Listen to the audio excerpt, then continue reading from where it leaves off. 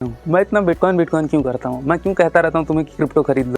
मैं तो तुम्हें ये भी सजेस्ट कर सकता था कि तुम इंडियन शेयर्स खरीद लो या यूएस के स्टॉक्स खरीद लो, लेकिन मैं ऐसा क्यों नहीं करता हूँ? मैं क्यों क्रिप्टो पे स्टिक रहता हूँ? तो इसका जवाब ये है भाई कि अभी तुम देख सकते हो डोनाल्ड ट्रंप किस तरह से मैनिपुलेट कर रहा है। ये तो जब यूएस में हो सकता है तो इंडिया में तो बिल्कुल हो ही सकता है।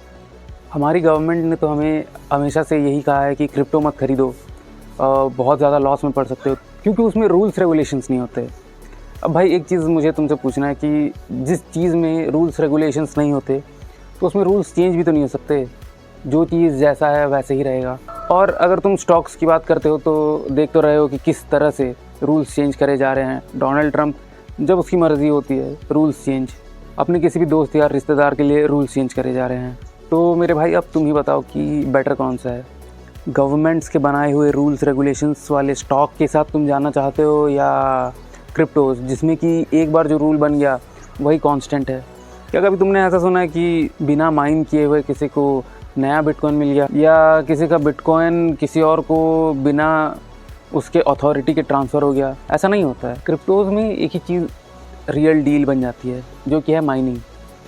Mining just like gold mining, gold को हमें माइन करना पड़ता है अंडरग्राउंड से, उसी तरह से हम क्रिप्टो को भी माइन करते हैं using electricity and running codes.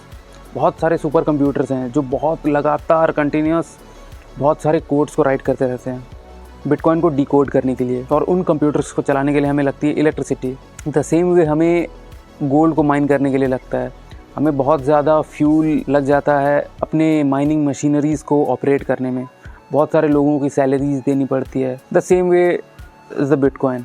बहुत सारे क्रिप्टो माइनर्स माइनिंग करते रहते हैं कंटिन्यूस डेली। तो इसलिए मुझे तो लगता है कि भाई क्रिप्टो एक, या बिटकॉइन स्पेसिफिकली, एक डिजिटल गोल्ड है।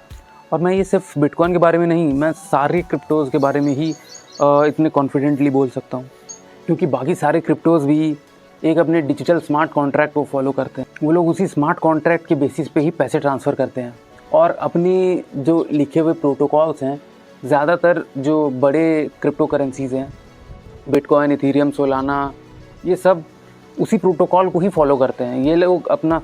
ये सब अपने रूल्स बार बार चेंज नहीं करते हैं। तो now it's your choice to choose what you want to choose. This is Ajit signing off from BTC Ajit। See you soon.